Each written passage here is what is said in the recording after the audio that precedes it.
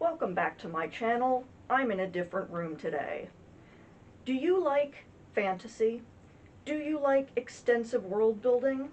Do you like unimaginable violence and horror? Well, then you are in the right place. Today I'm dressed in kind of a half-finished costume. This character also wears a hat and a mask that I don't have, because I'm either going to have to make them from scratch or commission somebody else to make them, and I don't know how to do that, and I don't have a lot of money, so don't hold your breath on this costume being completed anytime soon. Also, we have some artwork from my bestie Frog, Creature Professor on Tumblr, and next video we will also have some original artwork from me, but I have to wait for my mom to mail it to me. I was going to sit on the couch, but I unfolded it into a bed, and now I can't figure out how to put it back into a couch. So I'm just going to sit on the floor. If you followed my blog for a long time, you have almost definitely heard me talk about the Edge Chronicles, and if you followed me for a really long time, you might even know that I have an Edge Chronicles fandom side blog. I have a very long history with this series. I started reading them as like bedtime stories when I was like 8 years old, and that is way too young to have read these books. But I do want to stress that these books are awesome. I genuinely think that they should be like a foundational work of fantasy, like Lord of the Rings or something. It is actually baffling to me that these books aren't more popular, because like they are so much better than a lot of mainstream children's books. Harry Potter. But I think part of the reason that they didn't really catch on in like the public consciousness is because they are insanely violent. There is some straight up nightmare fuel in these books, and we're going to talk about some of that today. And honestly, that's one of my favorite things about them. I'm a big fan of horror, and I think I owe a lot of that to reading these books when I was very young. In fact, I blame these books for making me such a goddamn freak. I probably never would have turned out normal, because I'm just kind of a freak in general, but like, I certainly wouldn't have been this if not for these books. So the Edge Chronicles consist of 13 books and 4 short stories, and for my own sake, I'm going to split this into 2 videos. So today we're going to be talking about the first 6 books, and we will go over the next 7 in the second part of this video. Let's start with some basics. So I could edit pictures in and post, but this is more fun. This is like show and tell. So the basic components of the Edge world are that it is basically a big-ass cliff that just kind of drops away into an infinite abyss, which is terrifying on its own, without the monsters and the war crimes. And there are some major biomes of the Edge world that we're gonna have to go over. Firstly, we have the stone gardens over here, right at the tip of the edge. And that is where the floating rocks grow. They're very important, so you're going to want to remember the floating rocks. They're also alive. I don't think that that is mentioned nearly enough in these books, but they are living organisms, the rocks are. And then we have the 2 cities of the Edge world, Sanctifrax and Undertown. Sanctifrax is a big floating rock with a city built on it. And it is the home of all of the scientists and academics of the Edge world, of which there are many. And they all live on a floating city, which is pretty bitchin'. And then Undertown is named because it's under Sanctifrax, you get it. And that is where the economic center of the Edge world is. It's a pretty normal city, except there are no laws, you'll see. Then there is the Mire. It's like a big expanse of like toxic mud. At least that's what it is in the original books. In some of the later books, we find out that it was originally like a grassland, and it just got really polluted and fucked up. So now it's just an expanse of barren mud. And then we have the Twilight Woods. We're gonna put a pin in that. We're gonna get back to the Twilight Woods. And then the Deep Woods, which is exactly what you would fucking expect. It's a big-ass forest. It is most of the Edge world. And if you go far enough into the Deep Woods, you eventually hit the Night Woods, which is like a darker, scarier version of the Deep Woods. And in the middle of the Night Woods is River Rise, which is the source of the Edgewater River, and the source of all life on the Edge, and we will talk more about it later. Also, if you drink the water at River Rise, it heals any wounds and also makes you immortal. So that's pretty cool. And what's beyond River Rise? We don't fucking know. I'm still waiting for Chris and Paul, the authors, to release a new trilogy explaining what the fuck is beyond River Rise, because I want to know. So that is the Edge World. It is populated by a lot of different crazy-ass fantasy species, and we will talk about some of them in this video. So this series spans several centuries, and follows several different protagonists, and they publish them in a very weird order. They published the original trilogy, the Twig trilogy, and then one prequel, and then 3 sequels, and then 2 more prequels. I don't know why the fuck they did this, unless they just thought that they were only going to do 1 prequel, and then realized that they had more shit to say. But I'm going to do them in an order that, like, makes sense. So I'm going to do the original trilogy, the prequels, and then all the sequels in the next video. So book 1 has a markedly different vibe than all the other books, and apparently this is because it was meant to be a standalone novel for a much younger age group. I'd say the other books are aimed at, like, preteens. This one is definitely aimed at, like, younger kids. It's a very cute book, and I think it's the most child-friendly of any of them. There are certainly some scary parts, but, not too many for a kid's book. I think that the children need to be scared a little bit now and then. It's really more focused on, like, world building than, like, the plot. But it does set up a lot of the major elements of the story and the world, so I'm going to give you a quick overview of it. So, the main character of this trilogy is named Twig. He is a species called a fourthling, which is basically a human with elf ears.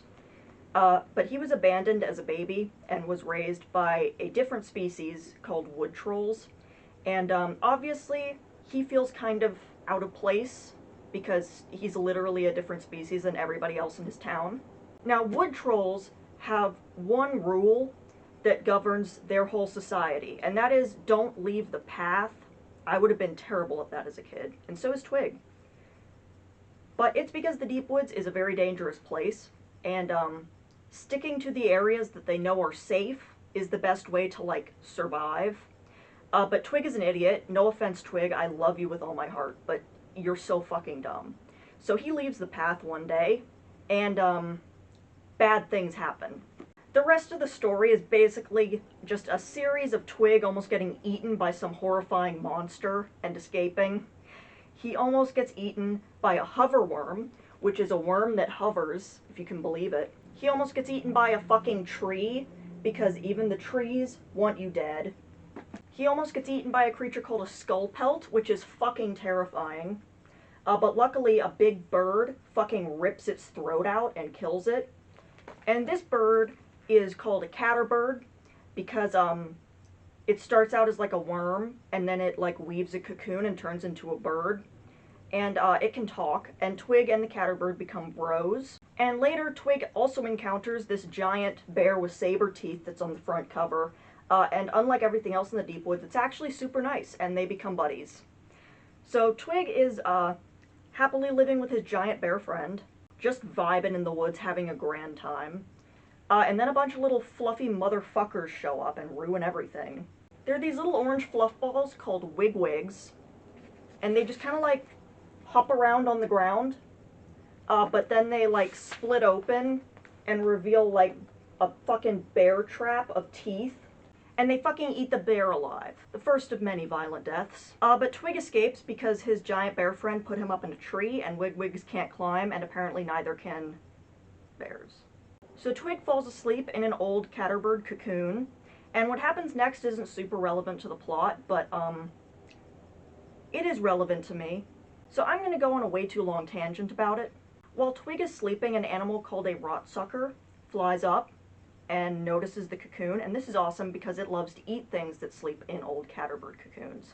And we get some highly detailed fantasy biology in this series, which I love. This thing has some crazy-ass anatomy. This is what it looks like, by the way. First, it spits acid into the cocoon to start digesting Twig alive, and then it secretes this, like, sticky substance from all these ducts. They're kind of like nipples.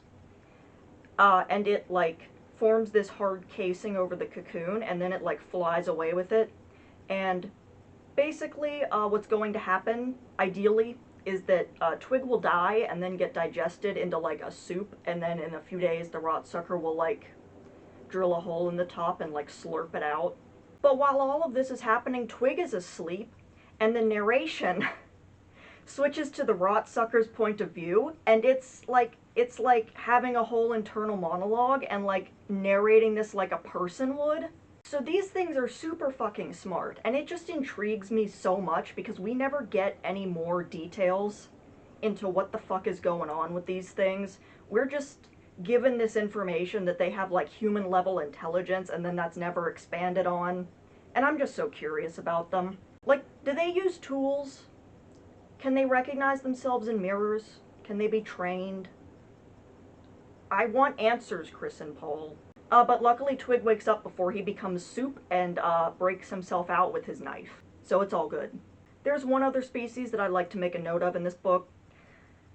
Twig is actually captured by a girl who is a species called a termagant trog and kept as a human pet, which is a very strange plot development, but is not the reason that I'm bringing this up.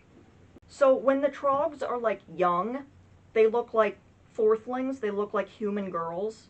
But then when they get older, they turn into like this big terrifying monster. That is the girl and her mom. And the way that they transform is that they live under the carnivorous trees, and they like tap into the roots and like drink the liquids inside, which I'm assuming is just like blood and gore and some kind of tree sap. And like within minutes they go from like a tiny little girl to a giant monster and become extremely aggressive, and Twig's owner immediately tries to murder him right after she transforms. But I'm mentioning these guys because you're going to want to remember them for later, so don't forget them. Anyway, eventually Twig comes across a group of sky pirates whose ship crashed, and yes, I said sky pirates. There are flying ships in these books, and they use those flying rocks to power the ships. So they're just like a big fucking rock with a ship built around it. It's pretty cool.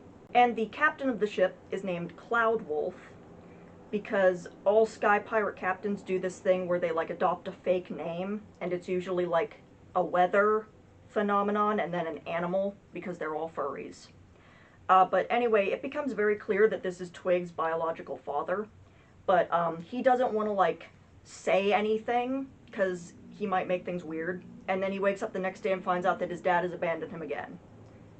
So he's feeling great about this. So Twig ends up wandering off into the Edgelands, which is exactly what they sound like. It's where the cliff just fucking drops off into the abyss. It's the edge of the world. And there he meets the Gloamglozer. There's the Gloamglozer. Yes, that is what's on my shirt, in case you were wondering. The Gloamglozer is a shape-shifting demon. And apparently it has been following Twig around for the entire book. And it like changes into a bunch of characters that Twig has met throughout the book. And Twig is like, what the fuck, why? And the Gloamglozer is like, ah, well, you see, you're a little freak just like me. You can be a Gloamglozer too if you want. And then you can turn into whatever kind of creature you want, and you can finally fit in with the wood trolls or with whatever species you would like to. Just jump off the cliff and join me. And Twig, being the dear sweet idiot that he is, believes it and jumps off the fucking cliff. And the Gloamglozer is like, aha, psych, actually, and lets Twig fall. But luckily Twig is friends with that giant bird, so it rescues him, and it delivers him to his dad's ship. And his dad is like, sorry for abandoning you in the woods twice. I promise I'm going to be a better dad from now on. He won't be. But he does let Twig stay and become one of the pirates. And that is where the first book ends. And now it is time for one of the most jarring tonal shifts in any series that I've ever read, because it is on to book 2. So basically the city of Sanctifrax has been taken over by an evil guy named Vilnix. Vilnix is a fascinating, wretched little twink, and he brings way too much sexual energy to the table for what he is. Like, fucking look at him, just lounging around with his fucking titties out, getting his hand caressed by another man. This is a children's book. Put your tits away, sir. He also wears BDSM gear sometimes, but like I don't really have time to unpack all that. So anyway, he seized power from the Most High Academes, which are like the president of Sanctifrax, and now he's basically threatening to destroy the whole city by getting rid of the tradition of weighing it down with Stormfrax. When I was writing this video, I kind of forgot that I was going to have to explain what Stormfrax is, because like, everybody knows that, right? Like, this is just basic shit, but I'm now realizing that like, I'm introducing you to this world, so I'm probably going to have to expand on that a bit. You might want to take notes. Every few years, a storm rolls in. It's called a great storm, remember that. It's different than ordinary storms. It like moves in from open sky, which is the space beyond the edge. And when it reaches the Twilight Woods, it discharges one gigantic lightning bolt that immediately solidifies into like a giant crystal. And that's what Stormfrax is. It's solid crystallized lightning.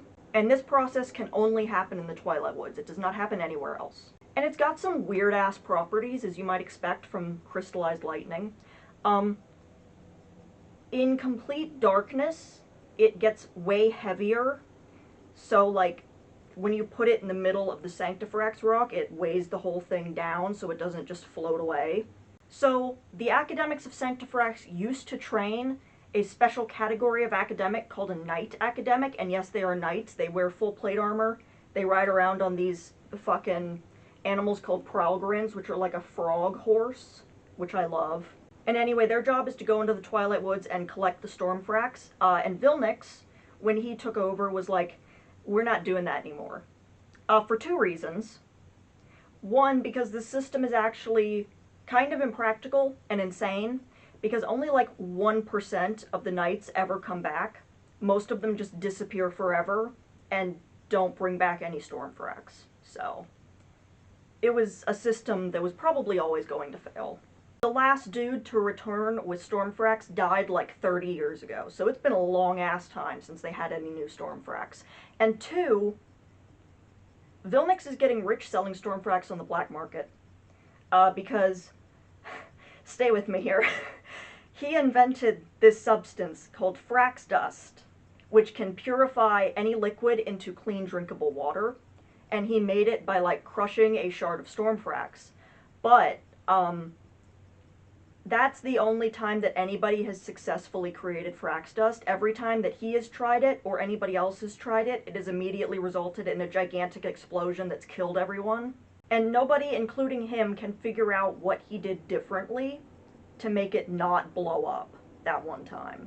So now there's like a whole black market Stormfrax trade that like people are stealing it out of the treasury and experimenting with it to try to figure out like what the fuck is going on with this stuff. And now the treasury chamber is basically empty and Sanctifrax is threatening to like tear away from its chains and float off, which would not be good because like people live there. Alright, everybody got that?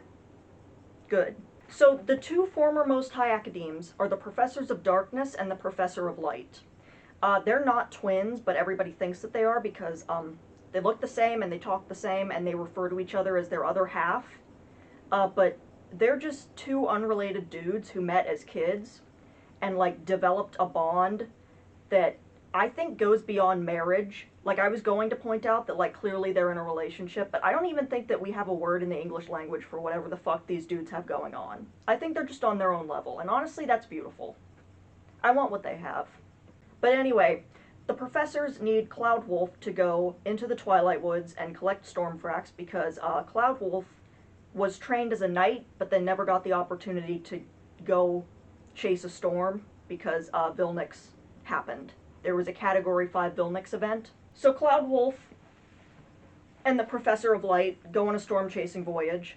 He doesn't want Twig to go, but Twig sneaks on board anyway because Twig is so fucking dumb and we love him. But while they're chasing the storm, there is an attempted mutiny, and everything goes to shit really fast, and everybody has to abandon ship, aside from Cloudwolf, because he's the captain, and everybody knows a captain goes down with his ship. But the rest of the crew land in the Twilight Woods. And now it's finally time to take down that pin we put in the Twilight Woods earlier. So, the Twilight Woods are a place where death does not exist.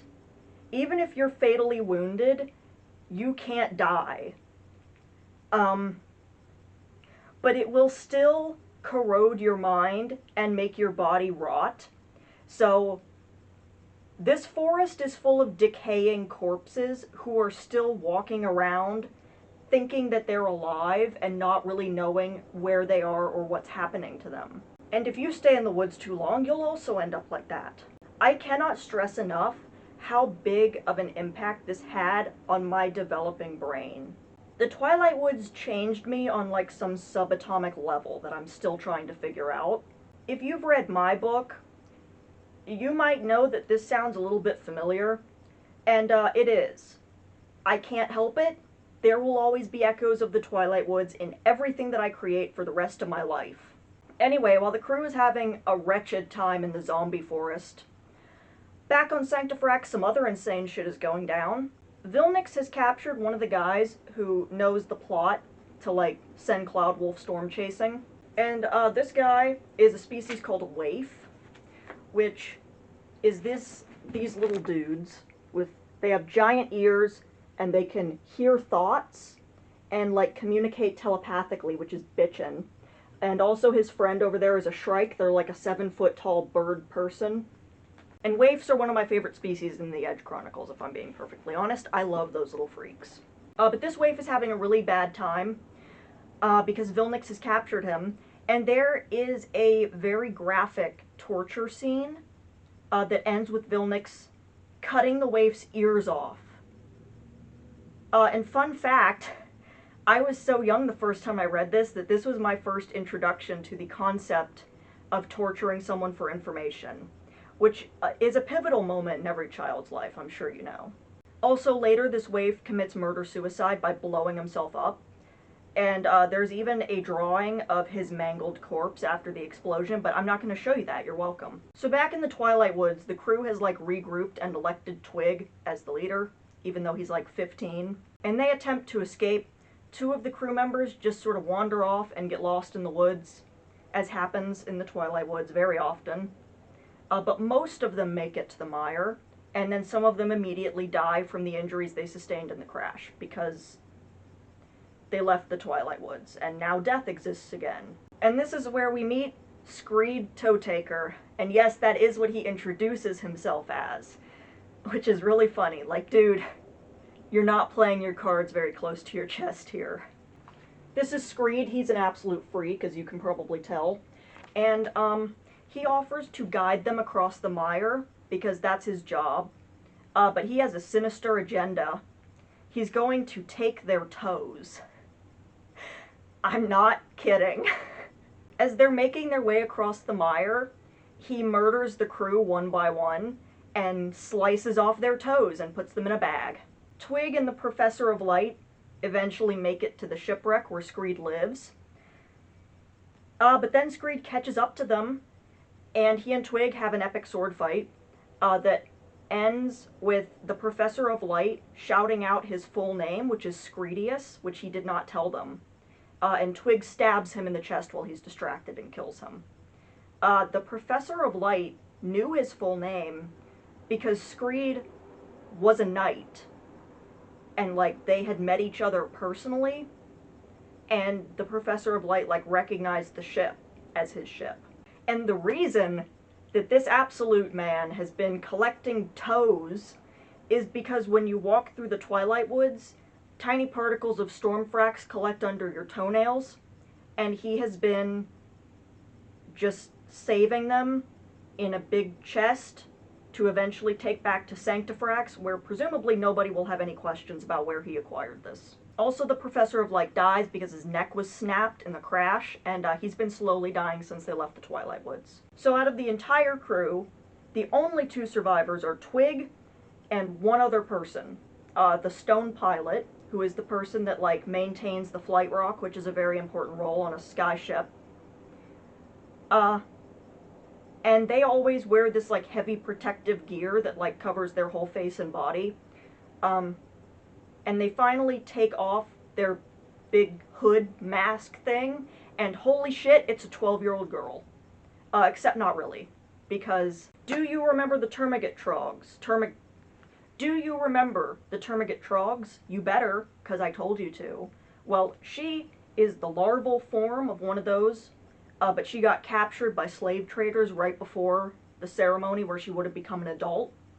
So now she's just stuck as a 12-year-old girl for her whole life. She's actually the same age as Twig's dad, but she just looks 12 forever, which would suck. Anyway, her name is Morgan, and she and Twig kind of repair the ship enough that they can, like, sail back to Sanctifrax and deliver the chest of tow dust.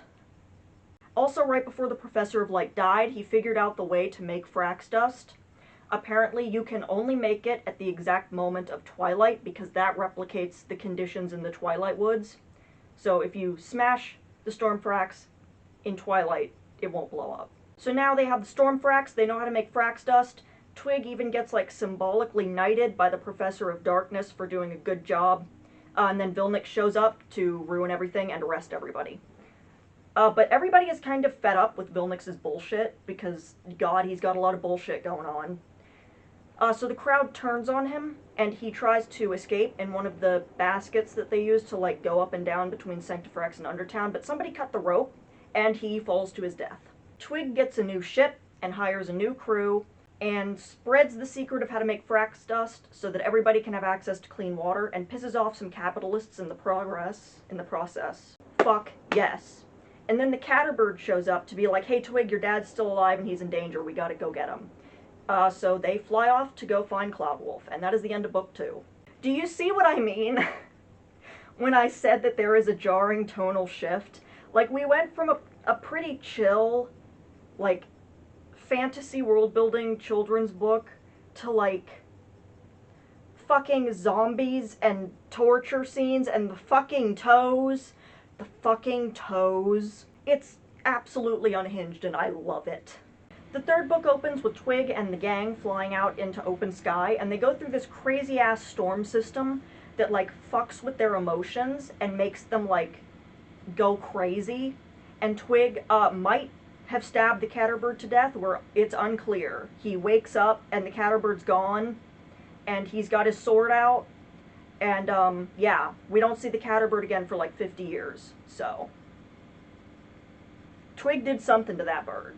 But when they come out of this crazy weather system, they're in, like, this pocket of, like, calm sky, and that's where Cloudwolf's ship is. So Twig, like, zip lines over, and I need you to stay with me again here. So this storm system that Cloudwolf has been trapped in is the Mother Storm, and that is, like, the storm that originally seeded life all across the Edge, and every few centuries it, like, comes back to, like, reseed the Edge with life and, like, put water into River Rise so the Edgewater River doesn't dry up. And Cloudwolf knows all of this because he has been imbued with, like, all the knowledge of the universe, but he is also disintegrating into the Mother Storm, because that's a thing that happens if you're in the Mother Storm for too long. So he tells Twig what he knows, and then he dissolves into his component atoms, just, like, turns to dust, and he's dead now. And what he tells Twig is that Twig has to cut Sanctifrax loose because it's in the way of the Mother Storm, and if the Mother Storm can't get to River Rise, everybody will die. So that's an awesome task to give your 15-year-old son. Actually, I think he's 17 by this point, but he's a child. He's a little teenager. But then the pocket of the storm that they're trapped in, like, fucking implodes, and it just, like, blows the ship into tiny pieces. And the whole crew and all of the ship is, like, launched across the Edge. It's a really fucking wild opening to a book. So Twig crash lands in the Stone Gardens and is rescued by the Professor of Darkness. And also Twig glows in the dark now. And the storm, like, wiped his memory. He doesn't know what happened or who he is or where he is. He's having a really rough time. Not that he's had an easy time up to this point at any time, but... And while Twig is in this state of, like, not really knowing what the fuck is going on, we meet the fandom's favorite little boy, Calquape. Fun fact, Calquape is derived from the word Calquepen, which means tadpole, so he's a little tadpole boy. And this is him, he's the smallest, saddest little boy in the whole world. So he's studying on Sanctifrax, but finds out that his dad got crushed by a falling piece of Twig's ship. So now he's an orphan, and nobody is going to pay his scholarship, so he's about to be kicked out of school. So he's also having a really bad time. He also has a school bully named Vox, and you better remember Vox, because he will be important. Long story short, Calquape and Twig meet. They become buddies. Twig is slowly recovering his memories, and he nominates Calquape as his apprentice. Twig realizes that his crew, if they are still alive, have been, like, scattered all across the edge, and the Professor of Darkness, like, saw them all fall out of the sky as, like, shooting stars, and he, like, mapped where he thought they all were. So, Twig sets off to find his crew. And Twig is so great in this book. He is, like, the pinnacle of an Edge Chronicles protagonist. He is fucking feral. He's, like, jumping into bar fights. He straight up murders people in this book. He fucking howls at the moon. He's so great. And Calquape is, like, a tiny little baby wet seal. He's like just a sopping wet little beast. Like, look at him. He's just a little guy.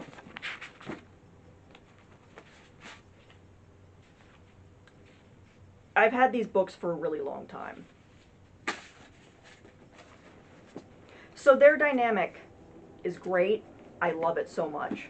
A bunch of stuff happens in this book, but I'm not going to give a ton of details about it because time exists. Basically, this story is just the adventures that Calquape and Twig go on trying to locate Twig's crew. And also several members of the crew die gruesomely along the way because this is the Edge Chronicles. Eventually they get all the way to River Rise, which is where Morgan landed, and she remembers what happened in the storm because she was wearing all of her protective gear, and I guess that, like, blocked out the thing that, like, fucked up everybody else's brains. So she's like, what the fuck are you doing here, Twig? You're supposed to be cutting Sanctifrax loose, like, right now, or we're all gonna die. And, like, that's not gonna happen, clearly, because they're on the whole fuck-ass other side of the world now. So Twig comes up with an absolutely unhinged plan. There's this thing that sky pirates do sometimes called sky firing, which is where you tie somebody to a buoyant log because some of the wood in this world floats. I don't think I mentioned that, but I definitely should have.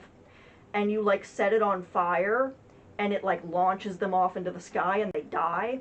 And Twig is going to do that to himself, but aim it towards Sanctifrax and hope that he gets there before he burns to death. So he and Calquape fucking basically strap themselves to a rocket and launch themselves across the entire world. Which is what the cover art is. Somehow they don't die, and Sanctifrax is mostly evacuated, and Twig just starts beating the absolute shit out of the chain with a hammer, and the Professor of Darkness is like, what the fuck are you doing? But Twig is clearly unreasonable, so he tries to convince Calquape instead, because Calquape is a little nerd who loves Sanctifrax. And he's like, Calquape, don't fucking do this. This is insane. I will make you the Most High Academe if you don't cut Sanctifrax loose. But it's too late. Twig has already broken the chain, and Sanctifrax starts to fly away. But the Professor of Darkness grabs onto the chain and floats off with it.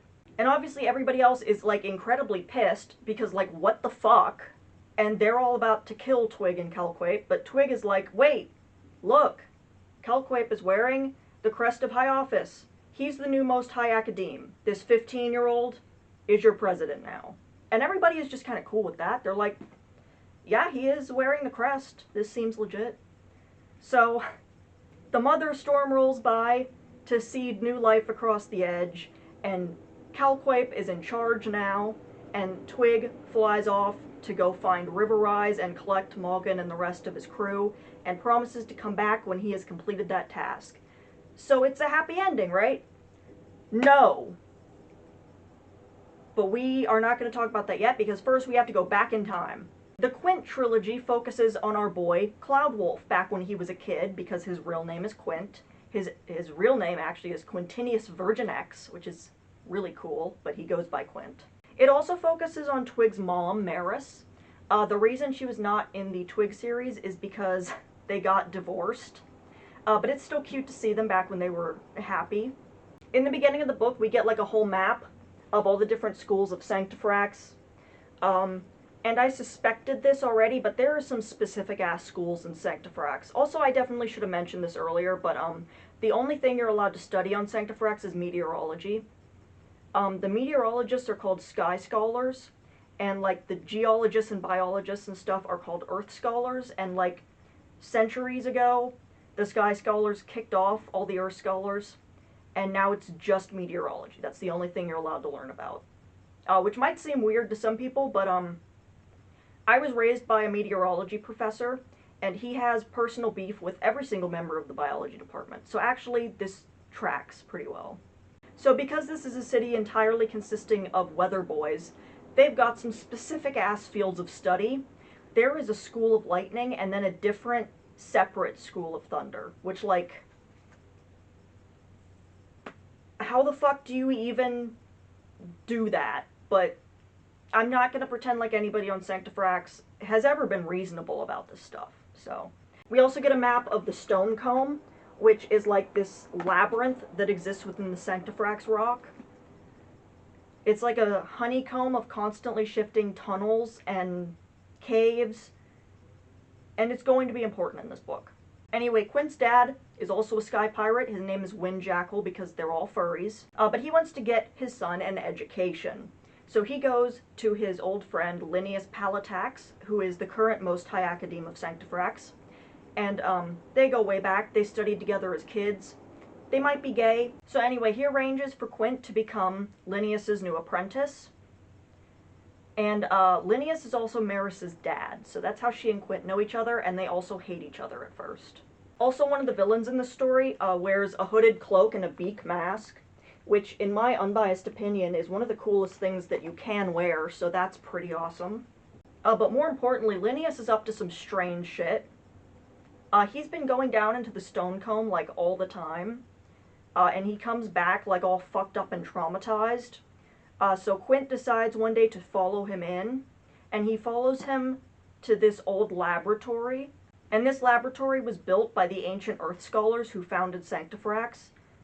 And it has been, like, sealed away and lost to time. And he doesn't get to see what's inside, but he does hear that there is someone else in there besides Linnaeus. So that's interesting. But when Linnaeus comes back out this time, he's all fucked up. He's, like, severely injured. Like, something beat the shit out of him when he was in there. So Quint and Maris go down there to try to figure out what the fuck is going on. But before they get to the lab, they get attacked by an eldritch monster. This fucking thing. And, it, like, sticks its tentacles into your eye sockets and slurps out all of your fluids, and that's its victim on the other page. So this was not traumatic to read about as a child at all. It's called the Blood Red Glister, and it is terrifying. But luckily, before it slurps them to death, they get rescued by a guy named Bungus! His name is Bungus. Bungus is a feral biologist who's been living in the catacombs under the city for years. Which is a wild coincidence, because that's also what I tell people when they ask me where I see myself in 10 years. Bungus wants to take Quint and Maris back up to the surface, but Quint sneaks away to go find the lab. And meanwhile, Bungus and Maris find Linnaeus, who is recovering from his injuries, and we finally get an explanation as to what the fuck is going on here. Stay with me. When Linnaeus became Most High Academe, he wanted to, like, reunite Earth Scholars and Sky Scholars. So he started studying all of the texts left behind by the ancient Earth Scholars and discovered that they were dabbling in creating life, which is always a great idea. But they fucked up and made the Blood Red Glister, so that's where that thing came from. But Linnaeus is like, you know what? I want to give this a shot. I'm gonna try to create life, but do it better. And he did make something that initially seemed a lot better than an eldritch blob monster that sticks its tentacles in your eyeballs. He created this little guy. And, it's a cat, right? Like, it's basically just a weird little cat. He made a fucking cat. But this thing is a little bit weird and fucked up. It's a little bit creepy. It seems to enjoy hurting Linnaeus. Like, it likes to smash up glass and stick the shards between the dials in the lab so that Linnaeus cuts himself. So that's creepy, right? It also starts to mimic his voice back to him whenever he's talking to himself, which is terrifying. So one day Linnaeus decides to, like, pretend like he's leaving and then hide in the corner and see what it does when he's not there. And he sees this thing hover, yes, hover, out of the corner and turn into him. But it's like a creepy, fucked up version of him. And, like, fuck everything else. I would quit my job immediately if I saw that shit. And then it starts turning into, like, a bunch of other creatures that it read about in the scrolls that Linnaeus has. So he created a Gloamglozer. You remember the Gloamglozer from the first book? Linnaeus made it. And then Linnaeus panics and tries to kill it, and this doesn't work. He just succeeds in pissing it off. So it, like, rigs up one of the pipes to, like, fall on his head, and that's why he's all fucked up now. So Linnaeus basically just decided, like, fuck this. I'm just gonna seal the lab and never go back there. And, like, hopefully it'll just die. But meanwhile, Quint has found the lab, and has gone inside, and meets the Gloamglozer, and initially, it's very cute and friendly and nice, and then it morphs into Quint, and, like, smacks him over the head, and escapes the lab. So Maris and Bungus go back down to try to rescue Quint, but they get attacked by the Glister, and Bungus stays back to, like, fight it off while Maris goes to get Quint, and she gets him out of the lab, and then on their way back, they find Bungus's corpse because he got slurped to death. R.I.P. Bungus, we miss you every day. But he also managed to trap the Glister in a cave, so they won't have to worry about that until the stone comb inevitably shifts again and lets it back out, which will probably be not in their lifetime, so, like, whatever. The Gloamglozer, meanwhile, has found Linnaeus, and is quite pissed that Linnaeus tried to kill it. You kick creation? You kick its body like the football? Oh, jail for father. Jail for father for 1,000 years. Basically, imagine a scarier version of that. And it does actually refer to Linnaeus as its father, and seems to be, like, jealous that Linnaeus prefers Maris.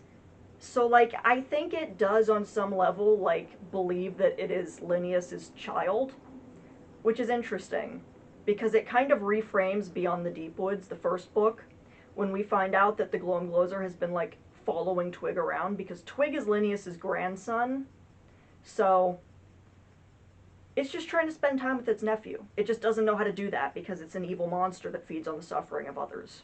Me pulling up to the family function. So anyway, the Gloamglozer sets the house on fire, and then it and Quint have, like, an epic rooftop standoff, where Quint tries to kill it with Bungus's anti-Gloamglozer sand, but this just succeeds in pissing it off more and hurting it, so it flies away to, you know, go wreak havoc across the edge and do what a Gloamglozer does. And Linnaeus does actually survive the fire, but not for very long, because the next book opens with his funeral. R.I.P. Linnaeus, you shouldn't have earth scienced that cat. So with Linnaeus dead, Maris is now an orphan, so she has to leave Sanctifrax and go live in Undertown with her aunt and uncle. And the job of Most High Academe goes to the Professors of Light and Darkness. They're back. And they look exactly the same as they did in the Twig trilogy, so they were just born old, I guess. And they are really bad at their job. Like, I love them on a personal level, but they should not have been elected Most High Academe. They're so bad at this shit. You'll see. Quint becomes the Professor of Light's new apprentice, and the Professor of Darkness also has a new apprentice. Can you guess who it is? It's Vilnix. You remember him, right? He cut off that guy's ears. And this is not like a villain origin story for Vilnix. Vilnix was always a wretched little freak. He started out like this. I think he actually mellowed out a bit with age because he does worse shit in this book than he did in the Twig trilogy. He almost immediately develops like a weird one-sided rivalry with Quint, which is really funny. We also get to meet young Screed, pre-toe taker Screed, and he's way too into his job, which I guess makes sense, because like anybody who's wound that tight is bound to snap eventually. Also, it won't stop snowing, which is a very relatable problem as somebody who lives in Maine. But it's slightly more inconvenient for the people of Sanctifrax because the colder flight rocks are, the more buoyant they are, which again, I kind of forgot that I needed to explain, because like we all know basic flight rock physics, right? So Sanctifrax, being a giant flight rock, is threatening to snap the chain and float away, and like that can't happen for another 20 years, so we have to figure out a way to stop that. So the guy in charge of the Knights Academy, who is named Hax, by the way, starts sending out constant storm-chasing voyages, even though it's winter, and lightning typically does not happen in the winter. So he's basically just sending all of these people to die, or worse, end up in the Twilight Woods forever. And the Professors of Light and Darkness are just watching this and being like, wow, I wish there was something we can do, but we're only in charge. Like, guys, I'm pretty sure this is within your authority to do something about. This man is just killing people. Do your fucking job, please. But they don't. And tensions keep rising within the Knights Academy. Also, Vilnix is up to some bullshit, as usual. He starts sending Maris letters pretending to be Quint, and, like, getting her to send him money, because he just sucks. And he is also constantly sucking Hax's dick because he wants to get promoted. Probably not literally, but, I mean, who the hell knows?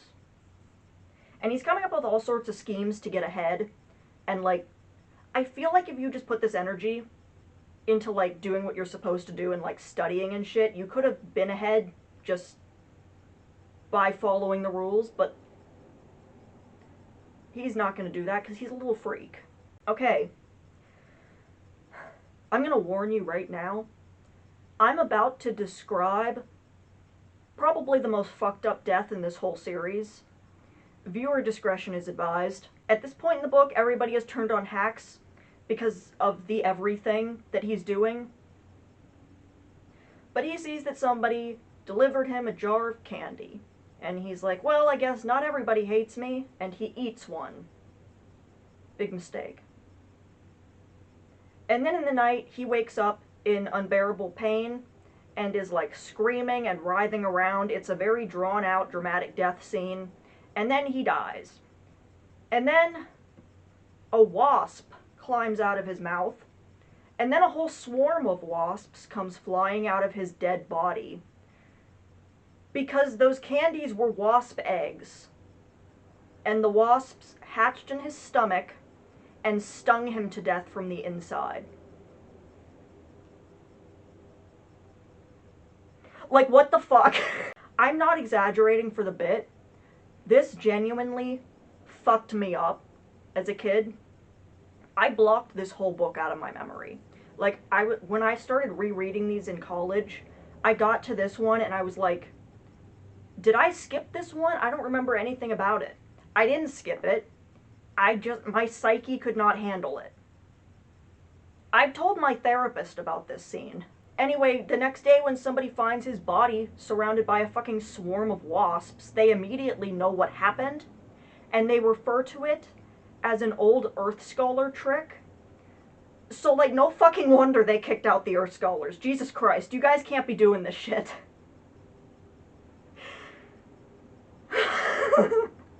Anyway, the climax of this book is a bunch of shit that happens, like, all simultaneously, so I'm gonna do my best to convey all of this to you. Maris is starting to, like, catch on to the fact that Quint is not the one who's writing letters to her. So Vilnix decides to try to murder her. So he, like, lures her out onto this balcony that he has, like, loosened the nails in, so she and Quint almost fall to their death. But they get rescued by Quint's friends who are flying by on a skyship because they figured out what's causing the endless winter and they have to go take care of that. And meanwhile, the tensions in the Knights Academy have reached a boiling point in the wake of Hax's murder. So there's this big bloody battle with some really fucked up illustrations. But honestly, all of this pales in comparison to the Wasp murder, so I don't even know why the fuck I'm bringing it up. Out in open sky, Quint and his friends come upon this gigantic creature who is eating the clouds and emitting all of this cold air. So, like, this is the guy that's making it cold. And they have to feed it a shard of Stormfrax to get rid of it. And Maris is like, that seems a little bit fucked up. This is just a guy kind of minding his own business. Why do you have to kill it? But it turns out that they're not killing it. They're actually healing it because it's sick and it's stuck there and it doesn't want to be there. So they feed it the Stormfrax and it starts like glowing and transforms into like the normal version of a Cloud Eater and then like flies away. Hi. It's a different day. I went to download the videos and realized that this part of the video did not record for some reason. So we're gonna try this again. Also, the sun is in my fucking face. I'm sorry. So I'm pretty sure we left off at the Cloud Eater, and the way that they knew all of this is because this has happened before. When the first scholars made the blood red glister, apparently this same thing happened, because I guess when you fuck around trying to make life in a lab, it attracts a big guy that eats clouds. Who would have thought? And it flies away. And the endless winter is over, and Sanctifrax is saved. But when they get back, Sanctifrax is also, you know, covered in blood and dead bodies, but like, what else is new? And now for the best scene in the whole book. The professors of light and darkness sit Vilnix down, and they're like, hey, we know that you stole a bunch of money, and you tried to murder 2 other students, and you wasped Hax, but we don't have any technical concrete proof that you did this, so we can't actually do anything. Instead of expelling you for, you know, murder, we're just gonna, like, demote you to a less cool academy. And, like, can you guys do your fucking job, please? Like, okay, it might be slightly unethical to expel a student if you don't have any, like, proof that he murdered someone. But I think just the insinuation that, like, potentially the student murdered somebody should be enough to expel him. And also, this is Sanctifrax. Everybody is unethical all the time. Throw him off the rock. Nobody is going to stop you.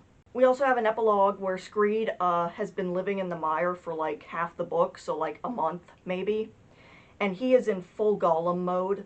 He's eating a raw fish and plotting his first murder.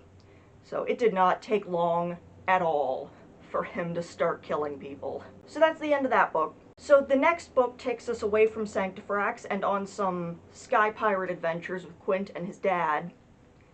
I probably should have mentioned this earlier, but Quint's mom and 5 brothers burned to death in a house fire that was set by Windjackal's evil quartermaster, who is named Turbot Smeal, which is a horrible name to say out loud. I really don't like that. And fun fact, a turbot is a kind of flatfish, similar to a flounder. That has nothing to do with this story, but I like to bring it up whenever possible. So everybody thought that Turbot died in that same fire, but recently he has been, like, sending these weird cryptic letters to Windjackal to, you know, tell him that he's still alive and he wants to, like, fight him. But these letters keep, like, luring him into these fucked up, like, saw traps where he almost dies. And early in this book we also meet another sky pirate captain named Thaw Dagger Slash, which is a bitchin' name. And he is a little bit too nice and charming and handsome. Maris has a crush on him. So most of this book is Windjackal chasing around Turbot Smeal. And it's a very Moby Dick-esque story. Windjackal goes like full Ahab mode, and I mean that in the most unhinged possible usage of the term. Except instead of a white whale, he's looking for a flat fish.